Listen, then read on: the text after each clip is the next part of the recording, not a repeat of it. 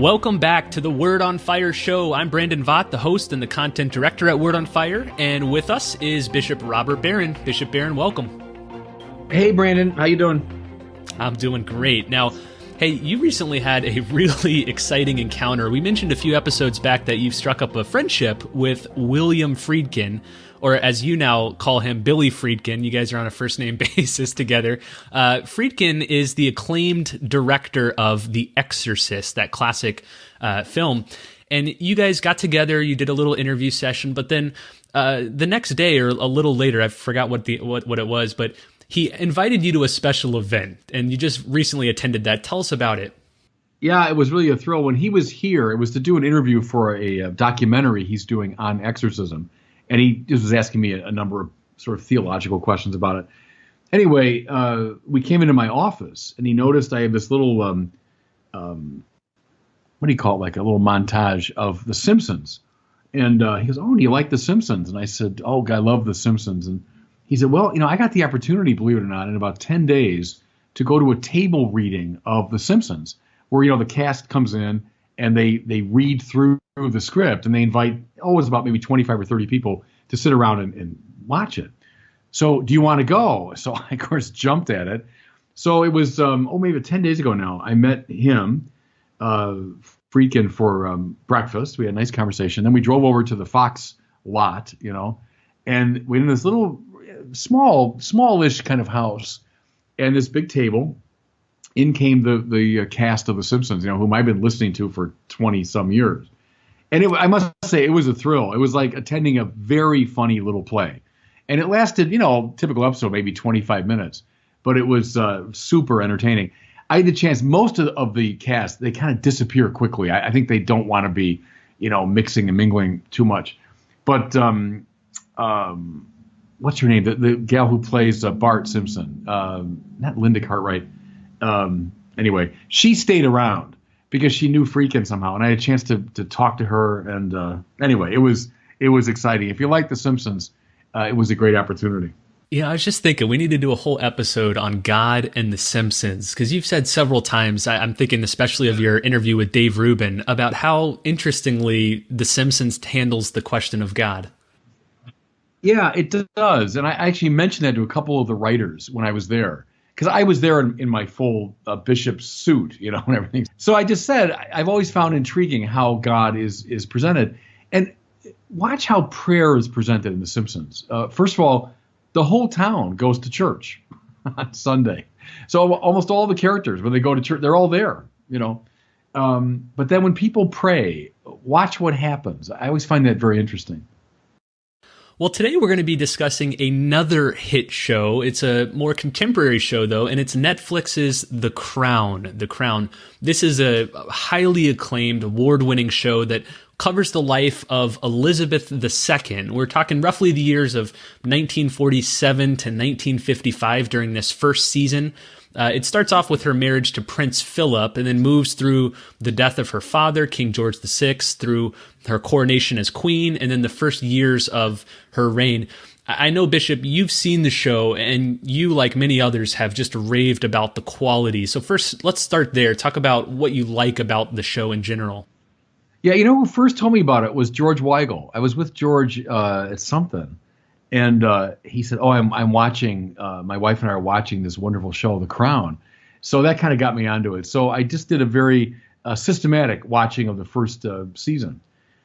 It's, as I say, there's something about us Americans that we love shows about the British aristocracy, So Downton Abbey, everybody fell for that. I remember Upstairs, Downstairs. I mean, all these shows are about the British aristocracy. There's something in us that just likes that. So this show is a bit like Downton Abbey on steroids, because you're dealing with the ultimate expression of the British aristocracy, namely the royal family. But just the quality of the photography, the beauty of what you see, how carefully filmed and ordered the shots are, the costuming, the setting, the different buildings they're in, the architecture, all of that is beautifully presented. And the acting is exquisite. The gal who plays Queen Elizabeth, Claire Foy, I think she won. Did she win Emmys or something for that? But well deserved. And then John Lithgow, whom I've been watching for years, and you wouldn't pick him out automatically to play Winston Churchill. And at first, I must confess, I thought, no, I'm not getting this, because I kept seeing all of John Lithgow's other performances, But then I'll confess, in time, he won me over as Churchill, and I thought by the end he was very convincing. Well, there are so many interesting themes to talk about in the show, The Crown, and I'd probably be right here to add a little bit of a spoiler. We're going to be talking about some of the twists and turns in the series itself. Of course, it's a historical drama, so there's not going to be a ton of spoilers that you wouldn't have learned in history class, but if you haven't watched the series, you might want to do that first. Bishop, let's first talk about, in the earliest episodes, we see the death of King George VI, and suddenly there's the realization that this young girl, Elizabeth, is going to be queen. And she didn't necessarily want to be queen. When she found out about it, she was terrified. But soon, through the convincing of others, she felt that it was her duty to serve. Talk about this, that her coronation was seen as the fulfillment of a duty, as something that she felt almost obligated to do, not through internal pressures, but through God, that she felt God was calling her to carry out this duty. I think it's, to me, the hinge on which the show turns. So as you say, we begin with this very young woman. She knew that in time she would be queen. She's the eldest child of the king. But the king was only in his, early to mid-50s when the show begins. So, she probably thought, in 20 years or 25 years, maybe I'll be queen and I'll have a chance to be prepared for it. So her father's death came as a shock to the nation and especially to her. Some beautiful scenes. She and Philip, they're newlyweds really, are on this trip to Africa, and that's where she gets the news. And then the long trip home, to assume this position. And the scene that really stays in my mind is as she comes back to the palace to see the body of her father. She does that, and then she comes out into the corridor, and she's met by her grandmother, so the king's mother, who's this elderly lady, and she sees the young queen now, and in a very almost painful way, she curtsies to her. Well, here's this woman that young Elizabeth always looked up to. Her grandmother, the queen mother, this superior figure, and suddenly there she was curtsying to young Elizabeth. And that's when I think it really dawns on her what had happened to her, But what you're driving at is what I took to be the real hinge, is that it's that Queen Mother, Queen Mary, who explains something of great importance to Elizabeth about the position she'll be assuming, that it's not a political position. That's to say, one that's sanctioned by, Parliament or the vote of the people. She's not beholden to Parliament or the people, but rather it comes to her from God. She will be not appointed, but rather anointed to this position. And so it's the old queen who explains properly the nature of this role. And see, I think as the drama of the whole series unfolds, that's the key moment. Will she live out of that perception or not? That's what I took to be the real heart of the drama. We'll talk about some of those specific examples of detecting this anointing versus the appointing, but I want to zoom back into that moment when she finds out that she's now going to be the queen. You know what it reminded me of a lot is each of the last two popes, Francis and Benedict, they spoke about during the conclaves that elected them, how utterly crushed they were to find out that they were elected pope. In both cases, it was something that it wasn't on their radar. They didn't want to do it. But then, like Elizabeth, they sort of had this moment where they realized, if this is what God wants me to do, then he'll give me the energy and the grace to do it. Yeah. Oh, I think that's right. Absolutely. One thing that strikes you about the English monarchy, particularly in this series, as you said, is the idea that the leadership is bestowed from God. Now, that's different than our system here in America, but there is some overlaps, and you've spoken about this before, that our own government, in a way, when you look at our founding documents, is rooted in God. How would you compare and contrast the English monarchy with our American democracy? Yeah, it's very interesting to me, that point. Obviously, both England and America are democracies in the sense they both have, these sort of parliamentary societies, the Parliament. In the case of England, we have the Congress and the House and the Senate, etc. Nevertheless, in both systems, and this has to be true really of any political system, there's some ground upon which the thing finally rests, and it's a moral ground. And the moral ground is not itself subject to disputation, is itself not a result of a parliamentary debate. Now, in our case, what is that? I'd point to some of the elements within the Declaration of Independence, right? That we hold these truths to be self-evident, that all men are created equal. Well, see, where's that coming from? It's not coming from the House. Let's see, are all men created equal? Let's have a vote on that. And then see if the Senate approves. And then maybe will the president sign it or not? No, it doesn't come from that at all. Rather, as Jefferson said quite rightly, we hold these truths to be self-evident. In other words, they're a given in the nature of things. Now, press it. It's self-evident, but where do they come from? That they are endowed by their creator with certain inalienable rights. See, where do the rights come from upon which our whole system rests? They don't come from the Congress. Oh, let's see, should people have human rights? Well, let's have a debate about that. And the House passed it, it was a narrow vote, but they passed it. Yes, we should have rights. And then the Senate, well, okay, the Senate will approve of that. No, these rights are recognized as coming from God. And that's why the truth of them is self-evident. Now, once that's in place, the whole democratic system can operate. But it operates upon a foundation which itself is not the result of a parliamentary procedure. If I could draw an analogy, it's a bit like the sciences. So you have the scientific method, right, that gives you all kinds of data and conclusions. But the foundation of the method itself is not the fruit of the method. The foundation of the method is a given. I've often argued the intelligibility of being is a given that scientists mystically accept. And upon that basis now, they construct the scientific method, which in turn gives you the fruits of the sciences, right? But you don't say, oh yeah, the scientific method is itself produced by the scientific method. In the same way, you don't say the foundations of a democratic political order are produced by the democratic political order. Okay, that's our system. What struck me very much in The Crown is that I think the monarchy, in a way, plays that role within the British framework. Yes, they have the parliamentary procedure, but it's grounded in something that's more given, that's more fundamental, that is not itself the result of a parliamentary process. And I think it's the monarch, in many ways, who is the personal symbol of that groundedness. And that's why it's important to say she's not appointed, she's anointed, right? She's not chosen by Parliament or by the people by a vote. She's chosen by God and put in place as a kind of guarantor of the moral foundation of the society, if I can put it that way. That's a long answer to your question, but that's, I think, the key element.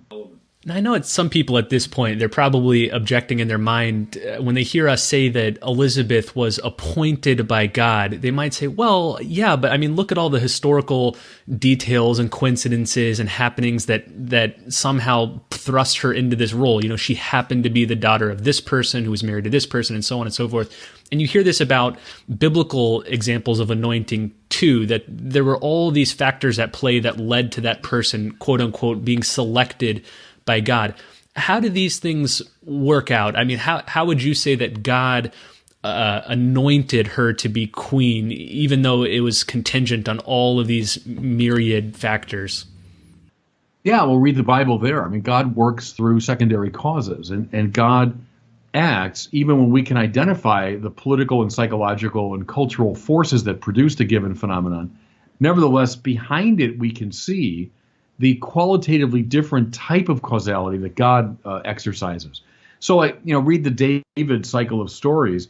You can make sense of the whole thing on political and cultural and psychological grounds. You can explain all the motivations, etc. But nevertheless, the author keeps saying that the purposes of Yahweh are being achieved, and God is getting what he wants. so it works, so God works through all of these secondary causes that can strike us as just kind of a jumble of accidents, but are in fact ingredient in this transcendent providence. So that's a basic biblical intuition. One of the motifs in the series is how this divine appointment disrupts relationships. So you see it with Elizabeth and her husband Philip. You get the sense early on that they would have been a perfectly happy, quaint, married couple living in some small cottage and going on nice vacations. But then suddenly when she becomes queen, their relationship is distraught through the whole series. You see it too between Elizabeth and her mother, her grandmother, and especially with her sister. Talk about how when God chooses us for a particular position or some path in life, that many times this upsets our comfortable relationships and positions. Absolutely. And, we talked about Queen Mary, right, the grandmother speaking to Elizabeth. And there's that wonderful quote. She writes her a letter, explaining her position. And she says this: "I've seen 3 great monarchies brought down from their failure to separate their personal indulgences from duty."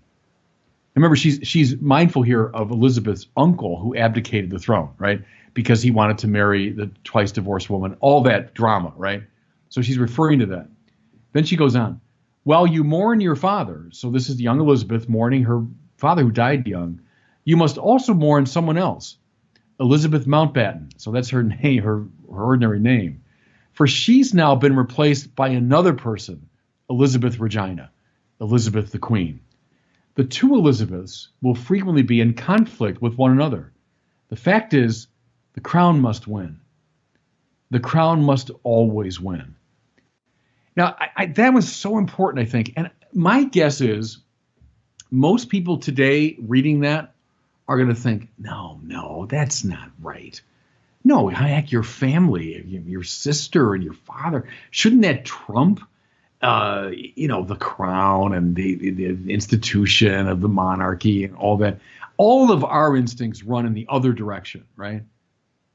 But what's the old grandmother now telling the young queen is, no, your duty, which is grounded in the call of God, is more important than even the strongest personal connections you have. See, and that, everybody, is right out of the Bible. I know it's counterintuitive to us. What are you talking about? No, we produce a show that would demonstrate someone's loyalty to their family above some old, musty institution, right? That'd be our story. But that ain't the biblical story. Biblical story is families are great, but families aren't God. My own life, so like Elizabeth Mountbatten, great. But another Elizabeth now has emerged, Elizabeth the Queen. And the crown must win in that conflict. At the risk of over dramatizing, here I am, Bob Barron. Bob Barron. I can tell my story going back to, my parents in Chicago and how I was raised and everything. But then weirdly, through God's grace, Bob Barron becomes a father, Robert Barron. And I was not appointed, I was anointed the day of my ordination. And I remember Joseph Bernardine very vividly putting oil on the palms of my hands and imposing his hands on me. And in a way, this speech from the grandmother is what I was hearing that day, is Bob Barron has to die. And Father Barron must win. And then my coming out here, I had another anointing happened about a year and a half ago when Father Robert Barron is now called to be Bishop Robert Barron. And once again, I knelt before an archbishop who put oil on the palms of my hands and on my head, anointed me as bishop. Is Bob Barron still there? Sure, this guy with his own personal interests and background and desires. But Bishop Barron must win. He must always win. If there's a conflict between the two. Now, there isn't always a conflict, thank God. God chose Bob Barron to be a priest and a bishop. Therefore, there's something in Bob Barron that God recognized. Okay. But if and when there's a conflict, Oh, I don't want to do that. Bob Barron doesn't want to do that. Well, so what? Bishop Barron is being called upon to do it. And Bishop Barron must always win. That's the theodrama beating out the ego drama, right? That's my sacred identity in God trumping my personal desires. And Nancy, Brandon, I think that's a lesson that our time especially needs to hear. I would argue, and tell me what you think about this, that there's nothing else in the world similar to what happened to Elizabeth with her dawning of this new office, divinely appointed, fundamentally changing her identity, than what happens when a man is ordained a Catholic priest. And he's now thrust into this new office where he's acting, especially during the Mass, in persona Christi. He's taking on this new identity that must trump it. What would you say to young priests, maybe, who would be watching The Crown, or young seminarians who are watching it? What priestly advice can you pull from the film? Well, and just that, I mean, I remember that scene is beautifully filmed, and it stayed very much in my mind when Elizabeth is, she's crowned, indeed. But when she's anointed, again, not by a member of Parliament, she's anointed by the Archbishop of Canterbury, right?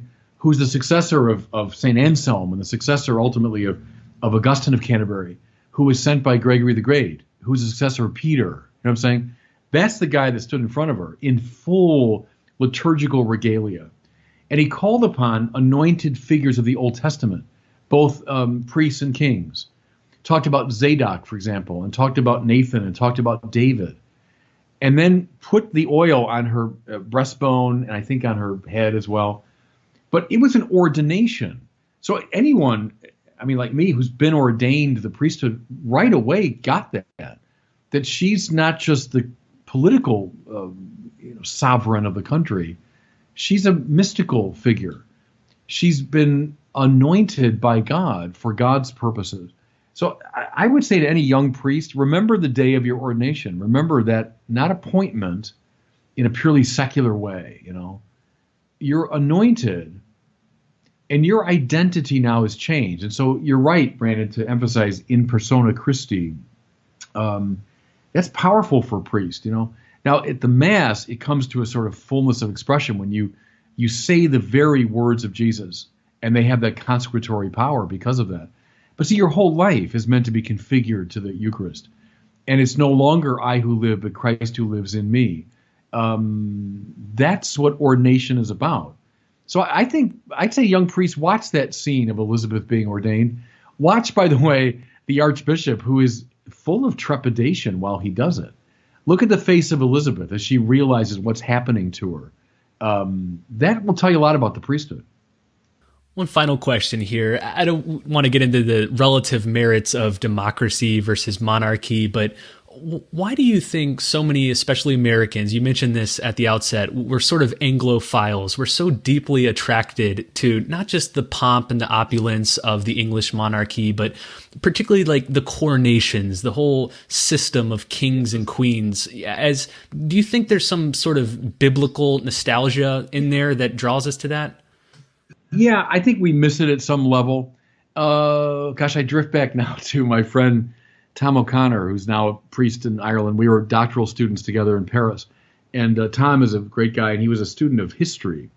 And we were walking one day through the what's now called the Place de la Concorde in Paris, right in the center of Paris. And that's where the guillotine stood during the French Revolution. That's where Louis XVI was beheaded. And we're walking by one day, and people just, a summer day milling around. And Tom looked at me and said, they still haven't gotten over it. And I said, what? And he said, French, they still haven't gotten over the fact they killed the king on that spot. And he's speaking as an historian, and I think he was right about that.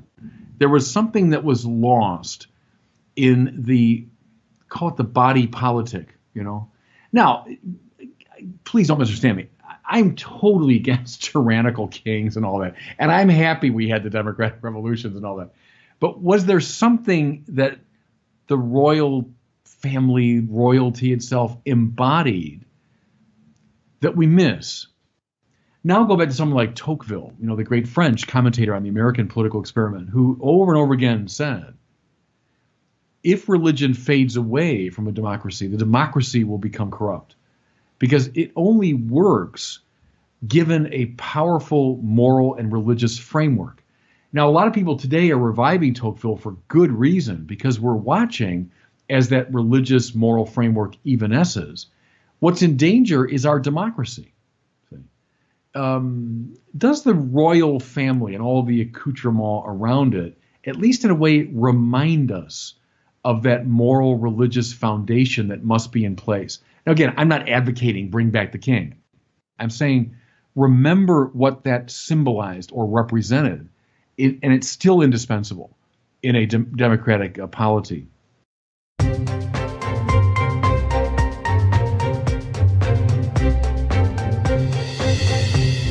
Well, it's time now for our regular question from one of our listeners. If you have a question, we would love to hear it. Just visit askbishopbarron.com and record your question on any device. Today we have a question from Ariel, who is asking you, Bishop, how do you do what you do? In particular, how do you look at films and TV shows like The Crown, listen to popular media and music, and draw out Christian themes? So here's Ariel's question.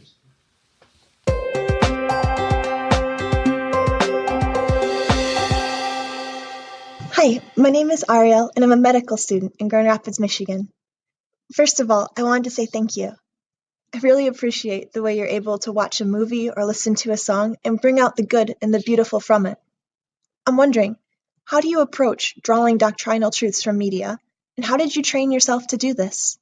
Do you have a systematic way you go through things, or a thought you keep in the back of your mind? What advice would you give to someone trying to learn this skill? Thanks for all you do, and God bless. Yeah, thank you for that question. That's good.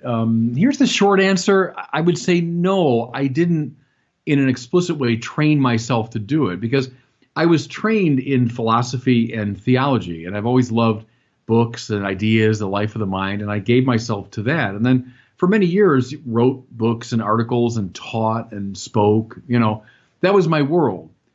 Now, when I got the call from Cardinal George to do this work in evangelization, well, let me add this too, that all my life I've always loved movies and quality TV shows, and I was someone that liked dipping my toe into the waters of the culture.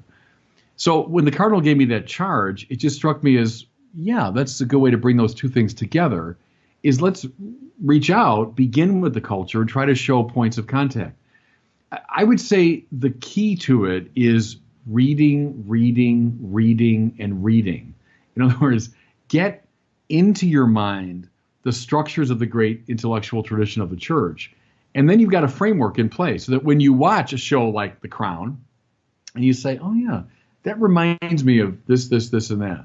Or you watch a True Grit, for example, and people, it's just this cowboy movie about, well, no, but you start seeing the play of Law and Grace, for example. You watch a movie like Gran Torino, and you say, oh, it's just this, get off my lawn, old Clint Eastwood, and it's kind of a drama. But you see, oh, that's the Christus Victor theory being exemplified. I would get the framework in place by a lot of reading and studying, and then naturally look out at the world of culture with that framework or that lens in place, and you'll be able to do it. I do think it's a good method. If you stay simply at the level of the ideas, fine, you'll engage a relatively small audience of people interested in ideas.